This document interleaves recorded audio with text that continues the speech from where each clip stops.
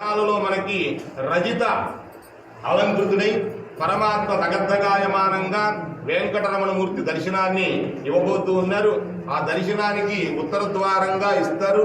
ఈ సంవత్సరం మీకు బయట ఉండేటువంటి వాళ్ళందరికీ కూడా కనబడటం కోసంగా లోపల జరిగేటువంటి ఆరాధన ఆ అష్టోత్తరాన్ని అంతటికి కూడా మనకి చూసేటువంటి అవకాశాన్ని కూడా కల్పించారు. బయట నుంచి ఈ జరుగుతున్నటువంటిదంతా కూడా అక్కడ ఇప్పుడు